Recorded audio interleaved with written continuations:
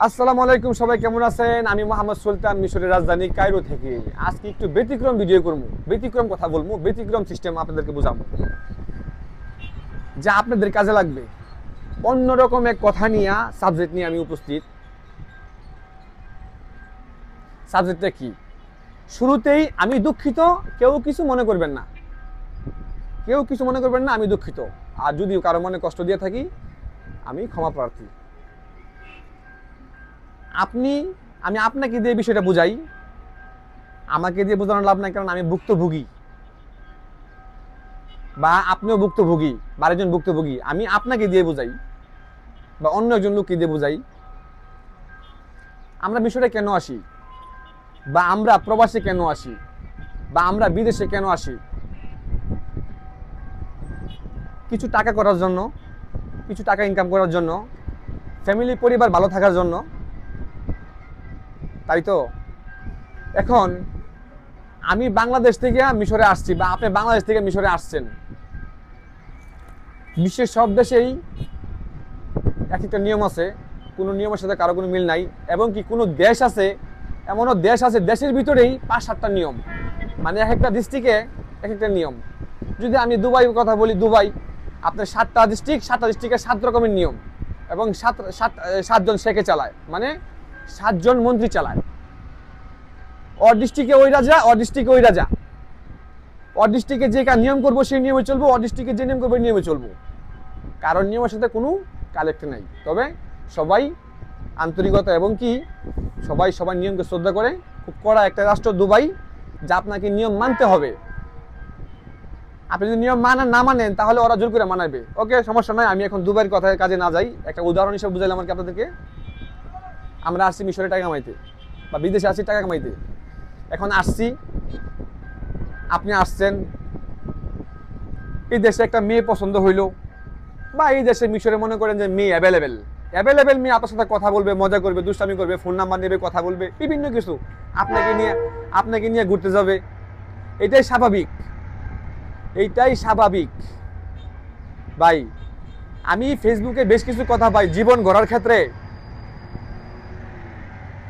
নারীর দিকে তাকানো যাবে না, আপনার লাইফস্টাইল সেটেল করার ক্ষেত্রে নারীর দিকে তাকানো যাবে না, তাইলে আপনি শেষ। মানে কোন বিষয়ে আপনি শেষ? আপনি কোন বিষয়ে নারীর দিকে তাকাবেন না? যদি আপনি বাংলাদেশে বিয়া নাও করে থাকেন,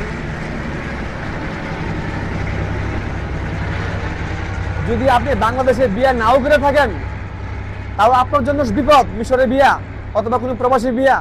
আর যদি আপনি বাংলাদেশে বিয়ে করে থাকেন, তাহলে তো আরো মহা বিপদ, তাহলে আরো মহা বিপদ। আপনি কি ভাবতেছেন জীবনটা 2 মাসের, 2 দিনের, নাকি 2 বছরের? আমরা হিসাবে করলে মানি আমাদের 1 মিনিটের কোনো গ্যারান্টি নাই, তারপরও আমরা 1000 দিন বাঁচার স্বপ্ন দেখি, আর আমরা হাজারো দিন বাইসে থাকি, এটাই বাস্তব। এখন আপনি মিশরে আসছেন, বিয়ে করছেন, বা কোনো মেয়ের পালায় পড়ছেন। মিশরে অনেক মেয়ে আছে যা আপনার কাছ থেকে টাকা ছিনাই নেবে, মানে ছিনাই বলতে নিবে কি, ওদের বিলাসিতা বেশি, ওদের বিলাসিতা বেশি। আপনি ওখানে ঘুরতে নিয়ে যেতে হবে, আপনি ওটা কিনে দিতে হবে, ভালো ভালো খাওয়াইতে হবে, যেন আপনার প্রতি সে সন্তুষ্ট প্রকাশ করে।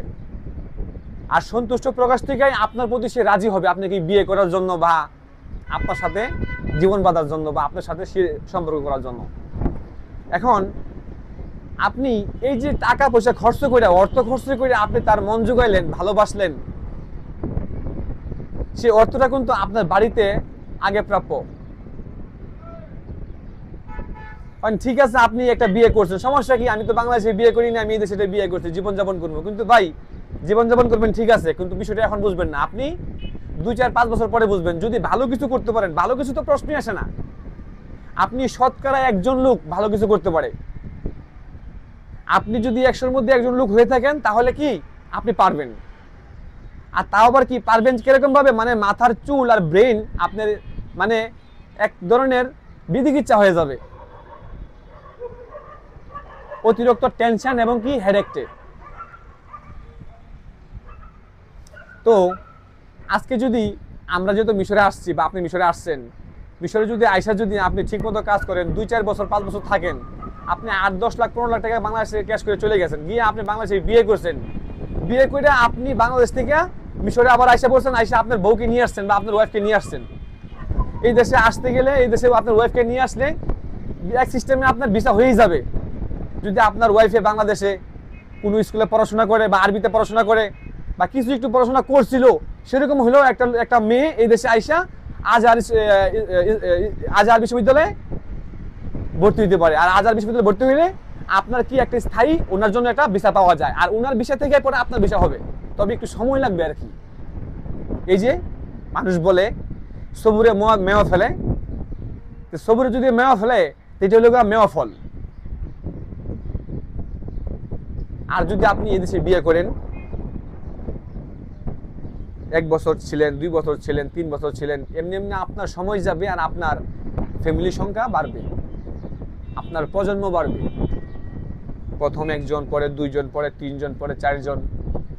তো একটা বিষয় চিন্তা করেন, আপনি বাংলাদেশ থেকে ওয়াদা করে আসছেন আপনি বাংলাদেশের পরিবারের দায়িত্ব নেবেন, অথবা এরকম একটা সিস্টেমে আপনি বাংলাদেশের পরিবার দায়িত্ব নিয়ে আপনি মিশরে আসছেন, আইসা আপনি মিশরের দায়িত্ব নিয়ে নিয়েছেন।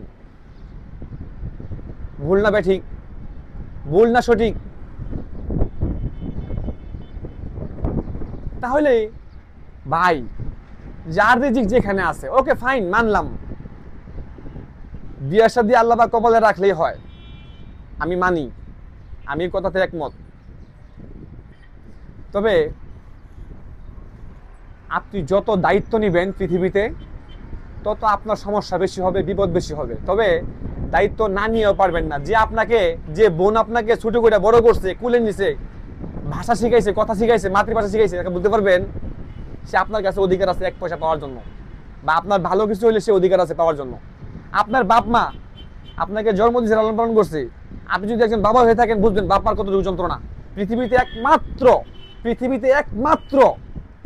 একমাত্র নিঃস্বার্থভাবে ভালোবাসে বাবা এবং মা। পৃথিবীতে একমাত্র নিঃস্বার্থভাবে ভালোবাসে বাবা এবং মা। আছে খারাপ আছে, বাপ মা খারাপ আছে, কিন্তু ভাই আপনি একজনের জন্য আপনি 999 জনকে আপনি খারাপ বলতে পারবেন না।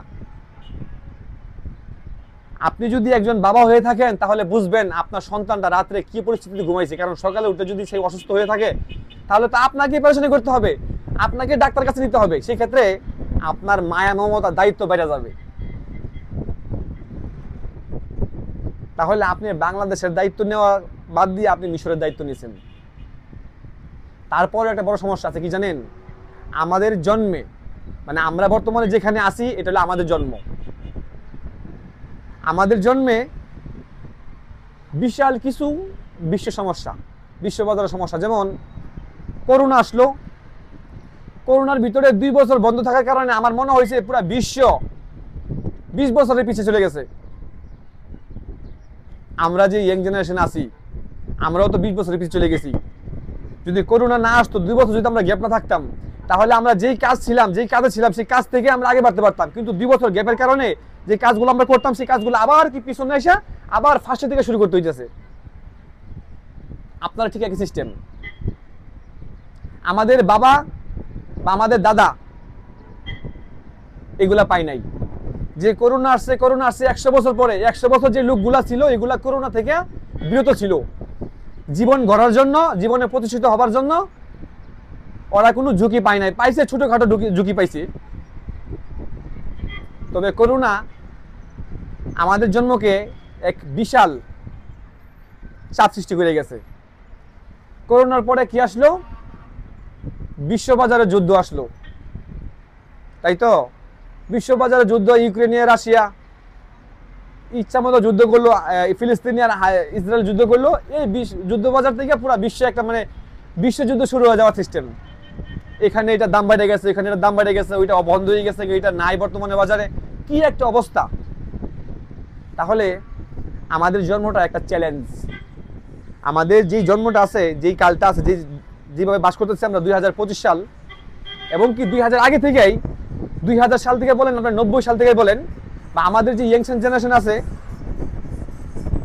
ওরা একটা ঝুঁকির মুখে আছে। তো সেই ক্ষেত্রে দায়িত্বটা একটু কম নেওয়ার চেষ্টা করেন। যেগুলা নাকি দায়িত্ব আপনার নিতে হবে, আপনার বাবা, আপনার মা, আপনার ভাই, আপনার বোন, আপনার ছেলে মেয়ে, আপনার ওয়াইফ, এগুলোর দায়িত্ব না নিয়ে পারবেন? আপনার ওয়াইফের দায়িত্ব না নিয়ে পারবেন? পারবেন না। আপনার ছেলে মেয়ের দায়িত্ব না নিয়ে পারবেন? পারবেন না। আপনার ভাই বোন পারবেন। একটু 10 টাকা যদি আপনার ইনভেস্ট থাকে, লাভ থাকে, এখান থেকে 1 টাকা যদি বোনে বিপদে পড়ে দিতে হবে, যদি ভাই বিপদে পড়ে দিতে হবে, তবে সবসময় না, তবে আপনার দিতে হবে, দায়িত্ব আছে। এলাকা প্রতিবেশী, পাড়া প্রতিবেশীও দায়িত্ব আছে, আপনার কর্তব্য আছে তাদের প্রতি, তারাও কর্তব্য আছে আপনার প্রতি। তাদের কর্তব্য কি? এই যে আপনি ছোট ছিলেন, সবাই এখানে যাইস না, ওইটা পড়ে যাবি, ওই দুষ্টামি করিস না, এই কথাগুলো বলছিস না, এই কথাগুলো বলার কারণে আপনার কাছে একটা ওরা দায়িত্ব হয়ে গেছে। কারণ আপনি তো ছোট ছিলেন, বা আমি ছোট ছিলাম, তখন তো বুঝি নাই ভালো কি খারাপ কি। আর বাপ মা তো সবসময় চোখে চোখে রাখতে পারে নাই, একটু চোখের আড়াল হইলে হয়তো আমার পাশের বাড়ির একটা আন্টি অথবা ভাই অথবা আঙ্কেলে আমাকে বলছে যে এখানে যাইও না, সমস্যা, দমক দিয়ে নিয়ে আসছে, সেটা আমার ভালোর জন্য করছে। তো তারা কিন্তু কর্তব্য আছে। তবে প্রথম কর্তব্য সিরিয়াল থেকে, গড়ের পরিবার থেকে আসে। তো গড়ের পরিবার থেকে কর্তব্য করতে, দায়িত্ব করতে করতে করতে তারপরে উপরে যাবেন। যদি পারেন করবেন, না পারলে করবেন না, কিন্তু গড়ের পরিবারের দায়িত্ব আপনার নিতেই হবে। তো আপনি এই বর্তমান জগতে 2025 সালে আপনি প্রতিষ্ঠিত হইবেন, নাকি বাংলাদেশকে প্রতিষ্ঠিত করবেন, আপনার পরিবারকে, নাকি এই দেশে বিয়ে করে আপনি বিয়ে করে প্রতিষ্ঠিত হইবেন? ভাই, এই ধরনের ছোটখাটো কথা বহুত কিছু আছে, আপনি একটু সতেজ হবেন। ভাই, ভুল জিনিসটা ধরা পড়ার আগ পর্যন্ত কিন্তু সেটা সঠিকই থাকে। এই যে আমরা শব্দটা বলি ভুল, আমরা যে জীবনে ভুল করি, ভুল কিন্তু ধরা পড়ার আগে এটা কিন্তু সঠিকই থাকে। যখন নাকি আমরা ধরতে পারি এটা ভুল, তখন কি আমাদের কাছে পরিচিত হয় যেটা তো আসলেই ভুল। কিন্তু এটা ধরা পড়ার আগে আমাদের কাছে এটা কিন্তু সঠিকই থাকে। তো ভাই, সাবধান, সাবধান, অবশ্যই সাবধান। ভুল করেও ভুলটাকে সঠিক ভাববেন না।